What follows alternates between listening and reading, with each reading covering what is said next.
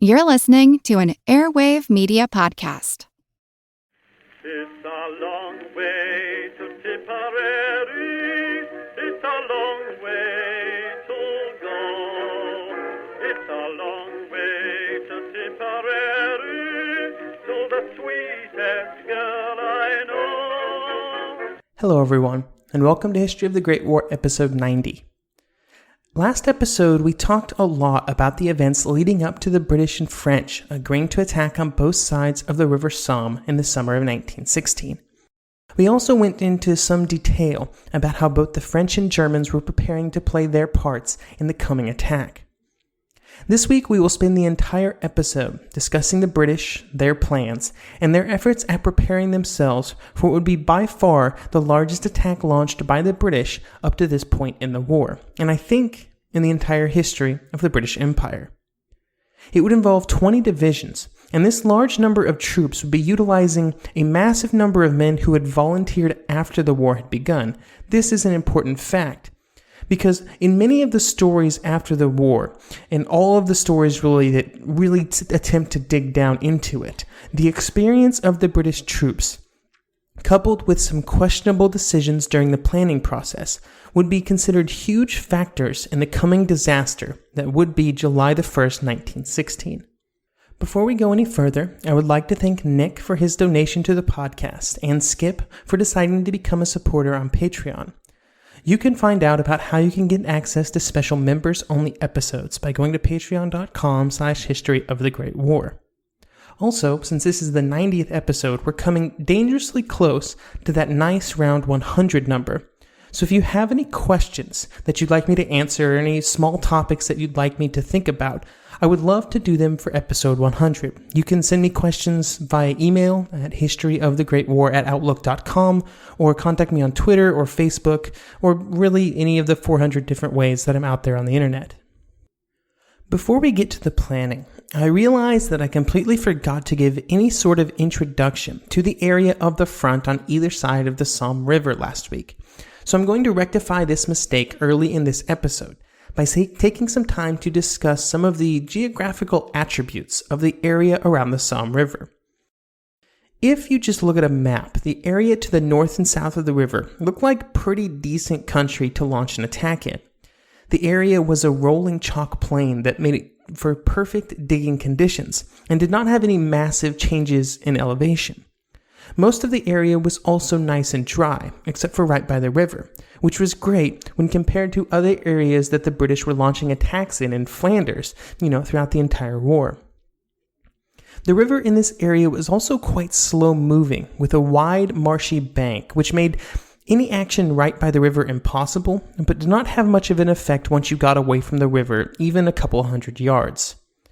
There were a series of hills and valleys with spurs sticking out from the main German line and pointing to the west. If you put your hand down on a table and spread out your fingers, you get the basic idea, although they were not quite as pronounced, of course. There had been little change in the positioning of the lines in this sector since they had been settled down in 1914. And this meant that the Germans occupied the high ground, and the British and French were forced to look up at them.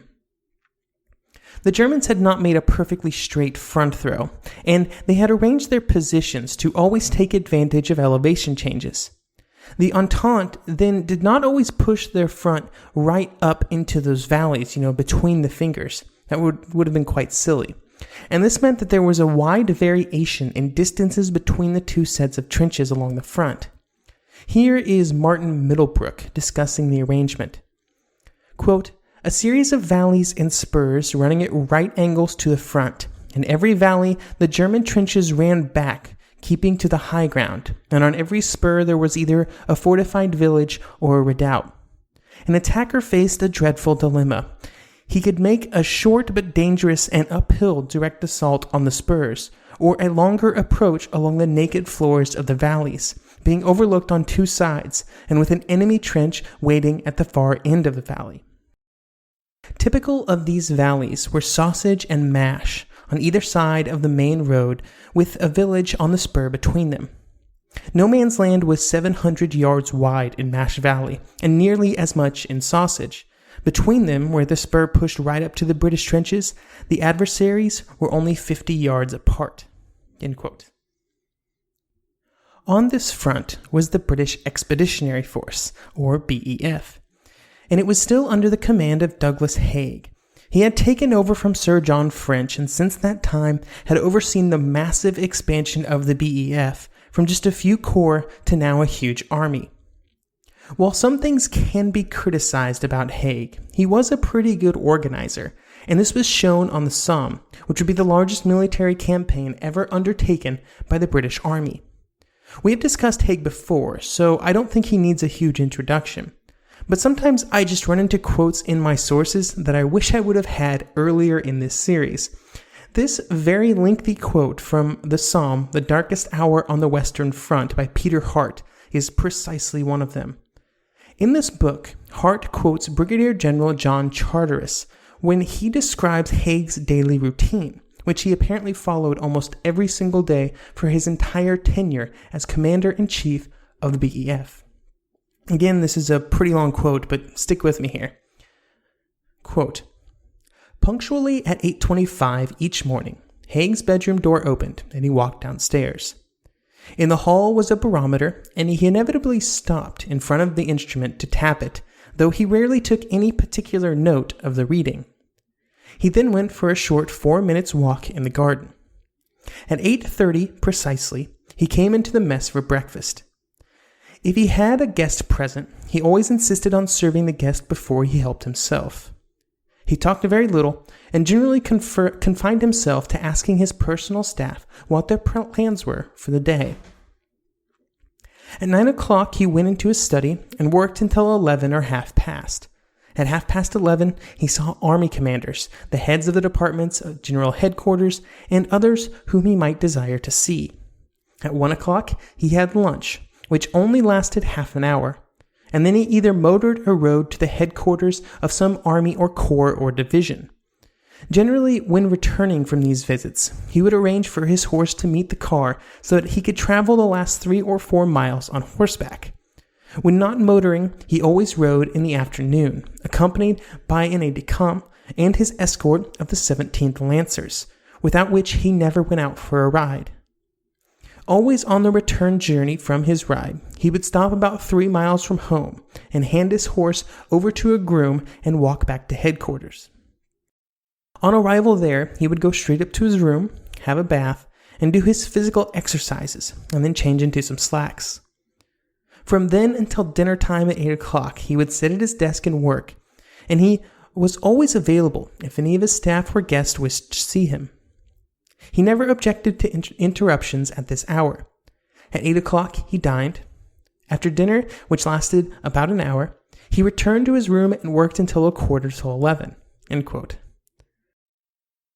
I find such a detailed and steadfast routine to be interesting, especially in such a stressful situation like leading an army in the First World War.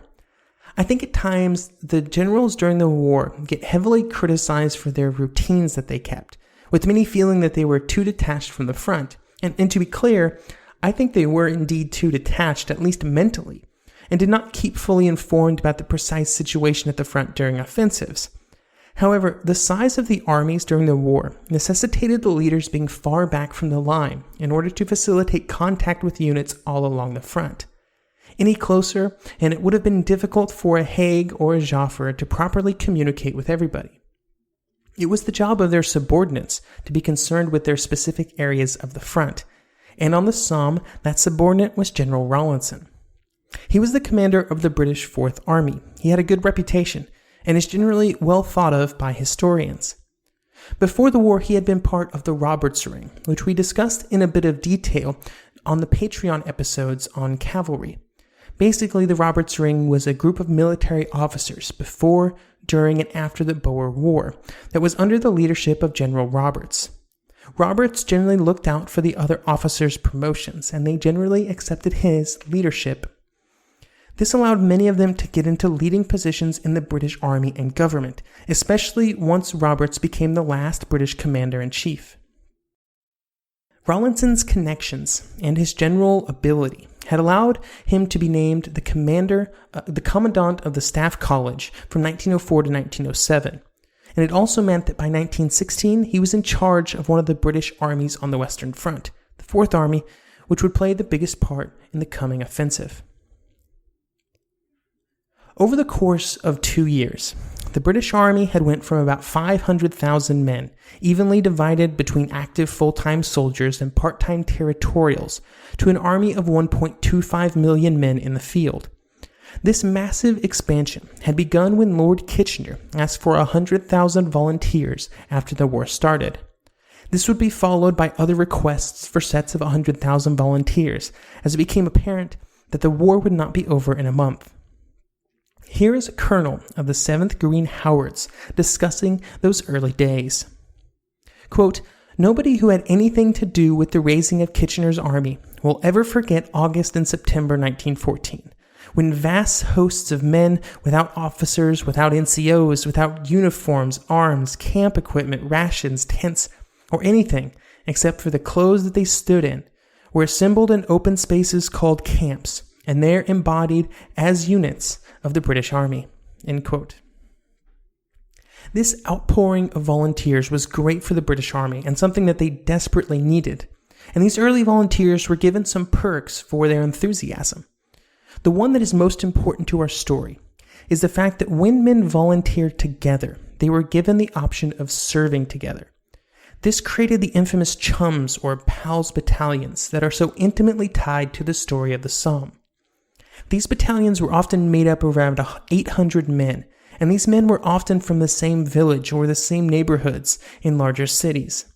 They would also make up a large number of the troops that would be used on July the 1st. In hindsight, the problem with this method of organization seems obvious. When these units went into attack, and some of them would end up being straight up massacred, the burden of the war hit some communities and neighborhoods extremely hard. With all of their eggs in one basket, when that basket was dropped, some areas lost almost their entire young male population. As a whole, these units of volunteers were referred to as Kitchener divisions, and the Somme would be their first large-scale action. They had been given somewhere around 9 months of training in Britain, and then they had spent the next 6 to 12 months in France, receiving more instruction. For many, there had been time to send them to a quiet sector of the front to give them at least some experience in the trenches. While these divisions made up a good portion of the troops of the Fourth Army, there were also a number of regular and territorial divisions from before the war. But by this point, these divisions were sort of regular in name only. The normal system of replacements had broken down, and the divisions had to be filled with raw recruits straight from the training depots that had little more experience than the Kitchener men. The one benefit of these regular and territorial units was that they generally had at least some core of experienced men, and more importantly, officers, even if their numbers had been greatly reduced. This sort of solid core simply did not exist in the Kitchener divisions. There is generally a lot said, and I guess I just spent a few minutes on it as well, about the inexperience of the infantry. But it's also equally important that the artillery was just as inexperienced. It had grown proportionally even more than the infantry, and its role had greatly expanded from before the war.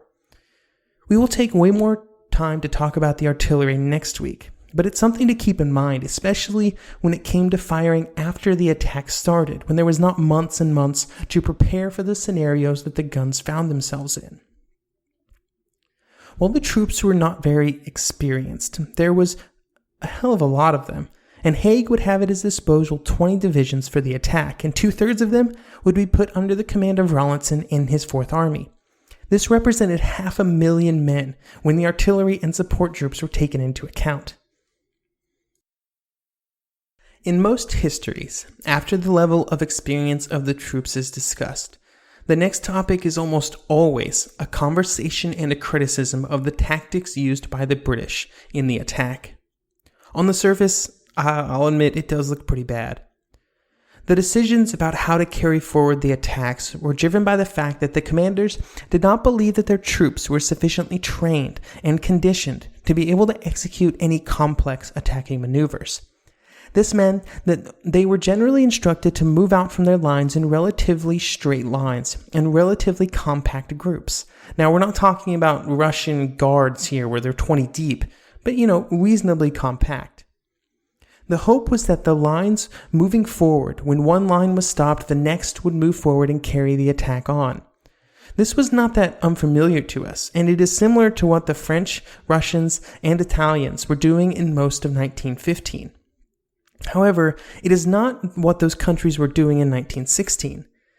The men were also weighed down by about 66 pounds of kit, and this included everything that they would need when they had executed the attack, including extra ammunition and food. So yeah, that sounds pretty bad, right? A bunch of weighed down men barely struggling slowly across no man's land. However, while this demonstrates the worst areas of the attack, these were not the tactics used by all of the troops along the front. In many areas, the units did not just wait in their trenches until 0 hour, but instead crept forward in the darkness to get as close to the Germans as possible before the official beginning of the attack. Also, in many areas, the men moved forward much faster than just a walk. They basically moved as fast as they could. And even in those areas where the men did move forward slowly, at a walk basically, they were supposed to be protecting artillery fire. There was supposed to be a rolling barrage in front of them that kept the Germans from being able to fire back. If the men moved too fast, they thought they would be running into their own artillery. Now, the fact that the coordination between the infantry and the artillery was just not there is a problem, but that does not change the fact that following the artillery closely was a wise strategy if it could have been executed. It just wasn't. I say these things to try and convince you to try and forget about all the things you've heard about the battle before, and to let the actions speak for themselves once we get into them in a few episodes. I know there's a lot of preconceived notions about what happened on July the 1st.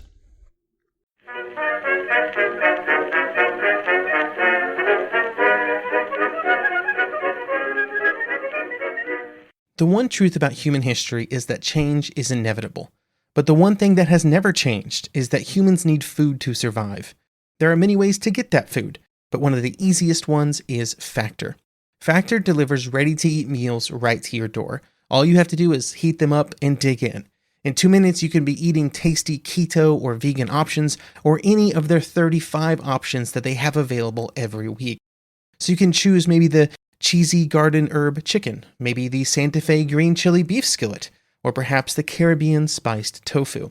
It is all delicious, and if you have a bit of a sweet tooth, Factor still has you covered with a wide range of snack and smoothie options. Chocolate mocha cheesecake, snickerdoodle macaroons. Any of that sound good? And don't worry, even the tasty stuff is dietitian approved. Head over to factormeals.com/GW50 and use code GW50 to get 50% off. That's code GW50 at factormeals.com/GW50 to get 50% off.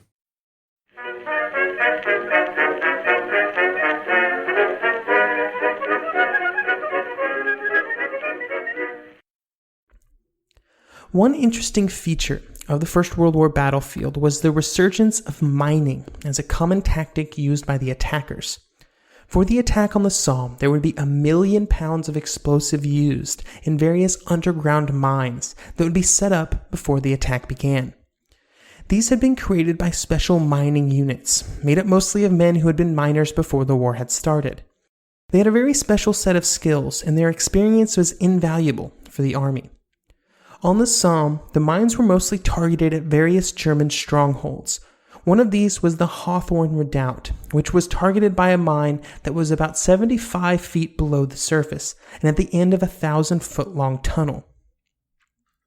One interesting feature of the ground at the Somme was that it was hard and chalky, and this made it really easy and stable to dig in, as I mentioned in the last episode when discussing the German defensive positions. However, it also made it very difficult for the miners to dig quietly.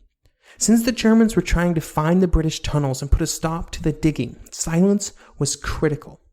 So they had to find a solution to the problem of digging quietly. The solution that they came up with was that they would soak the chalk in water and then slowly pry off chunks from it very slowly. This took a long time and made the digging rate only about half a foot a day, but it was really the only way that it could be accomplished. Here is Norman Dillon of the 178th Tunneling Company discussing his turn at listening for the Germans while he was at the end of the tunnel. Quote, "You had to listen to what the Germans were doing. You had to outsmart them. You had listening posts deep down in the chalk. I took my turn in listening. Sitting down in the bowels of the earth, listening for what was going on. You had primitive listening instruments, electrified earphones, and you could easily hear people tapping away a long distance through the chalk. Then, if you listened carefully, if they were making a chamber to put the explosive charge in, you could hear a much more hollow noise of digging. Following that, you would hear the sinister sliding of bags of explosives into the chamber. Following that, you got out." End quote. Even though all of this effort was put into the tunneling and mining, it was thought that it was just a backup plan. The artillery would take care of everything, and the infantry would just roll over things. These mines were just an insurance policy. Now, the last topic we will dig into before we look at the British plans, and it is what many consider to be a boring one: logistics. Logistics are incredibly important, especially when getting ready to launch a massive offensive.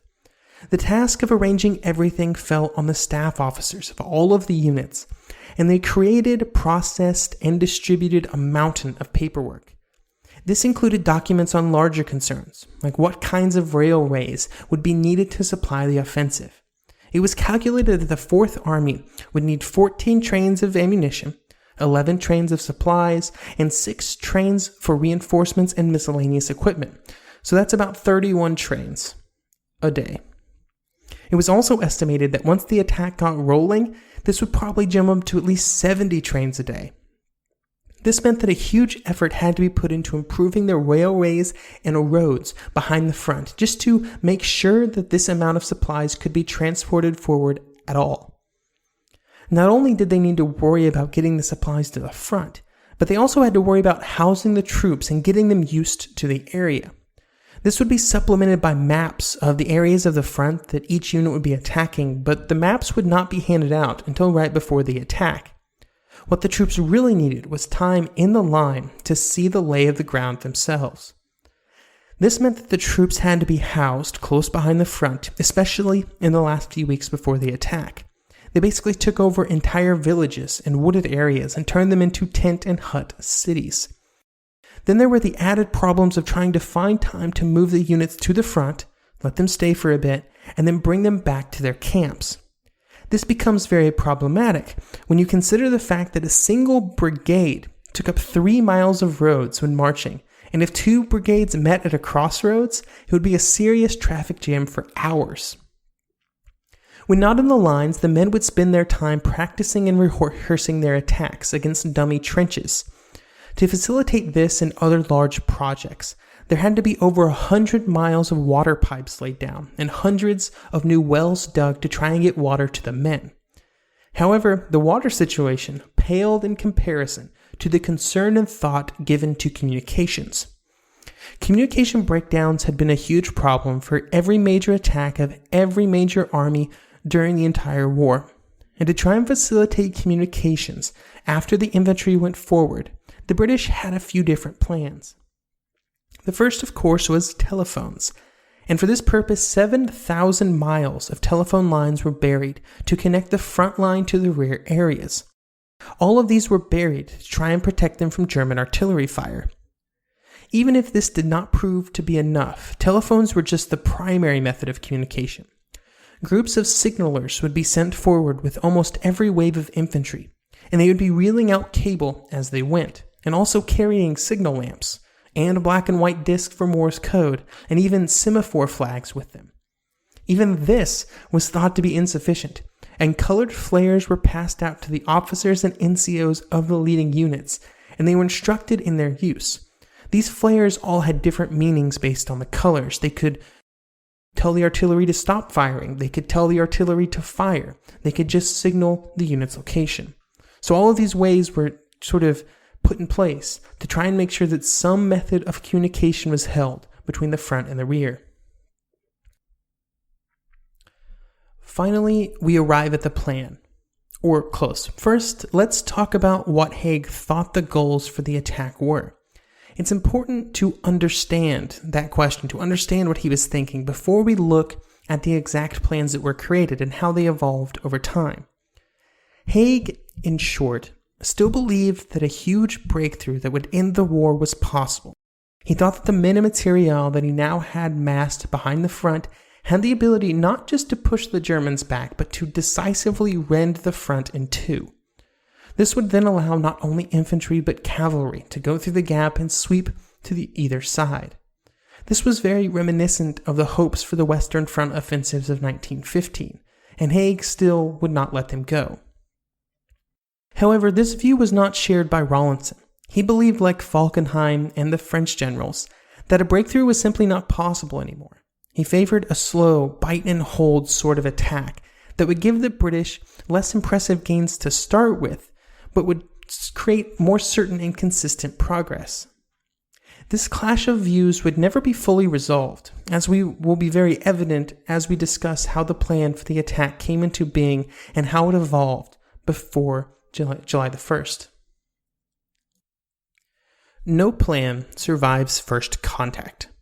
I feel like as a podcast that covers a military topic, I'm somehow contractually obligated to say that every few months, so that box is checked and I don't have to say it again until next year. That saying is discussed so much and is generally 100% accurate.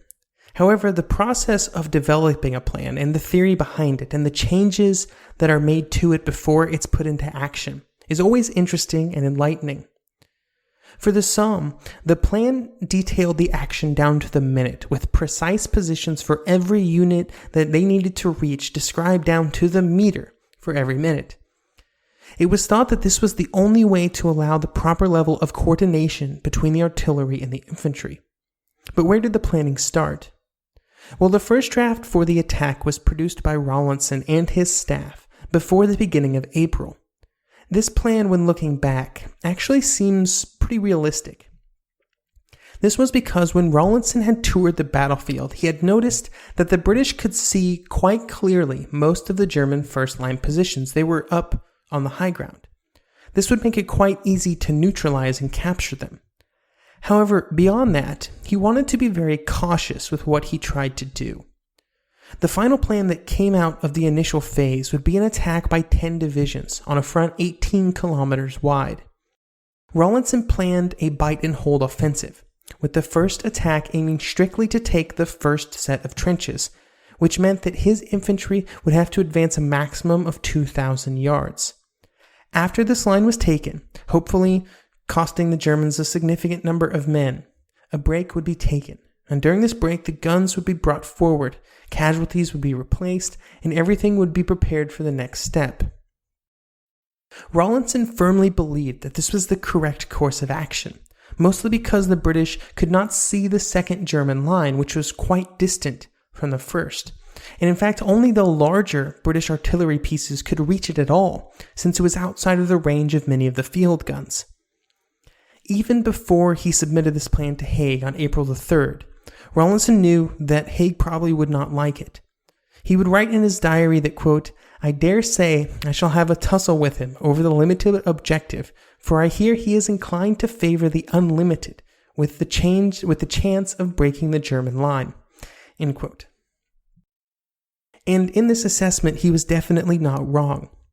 When Haig was shown the plan, he found its goals to be completely insufficient. Even after he would convince Rawlinson to double his planned objectives, he would still say that, quote, "I studied Sir Henry Rawlinson's proposals for attack. His intention is merely to take the enemy's first and second system of trenches and kill Germans. He looks upon the gaining of 3 or 4 kilometers more or less of ground and material. I think we can do better than this. I'm aiming to get as large a combined force of French and British across the Somme and fighting the enemy in the open." End quote. Haig was adamant that the second set of trenches be included in the first set of objectives, and that they be captured in the opening effort. His goal was, of course, to kill some Germans along the way as well, but he believed that the best way to do this was not to slowly grind out advances, but instead to punch through the entire series of defenses in one go. Only in this way could the battle be pushed out into the open field. Now, when I got to this point in my research, I was a bit confused about why this distinction really mattered. So what if he wanted the infantry to go that far? They would only go as far as they could go, so why did extending the goals really matter if they're not going to achieve those goals anyway? Well, just like in many of our discussions, it all comes down to artillery. The British had a finite number of artillery pieces available to them, and for those guns they had a finite amount of ammunition. But extending the depth of the objectives meant that the British had to spend artillery ammunition and time and guns preparing those positions for the attack. This meant that as the goals got further and further away, the density of fire available for the first line got lower and lower. Every single shell that was fired into the German second line or in an area of the front in front of it was one less shell that could be laid down on the first line of trenches. When Haig's response came back to Rawlinson, he did not agree with Haig's assertions and his optimism. He continued to argue that it was impractical to try and push for the second line. After a considerable amount of back and forth, Rawlinson requested that he be given the order to extend the attack in writing, and only then would he include it in his planning. At some point, it just became one of those situations where, even though he did not agree with it, Haig was Rawlinson's superior, and there was only so much that he could do. This was not the end of the discussions about the goals for the attack, and at some point in June, there were discussions about extending the goals of the opening attack even further, to the point where Douai was starting to be mentioned, and it was 70 miles behind the front. These were just fever dreams that did not end up being implemented, but it's crazy that it was even being discussed. The one thing that Rawlinson would not budge on was that if he had to try and take both lines in the first attack, he wanted at least 5 days of bombardment. This went against Haig's initial wishes because he wanted a short bombardment, but Rawlinson would win this argument, and the bombardment would be planned for about 5 days in length. Next episode, we will talk all about these artillery preparations as we prepare for the week-long artillery bombardment before the infantry attack on July the 1st. Thank you for listening, and I hope you will join me next episode.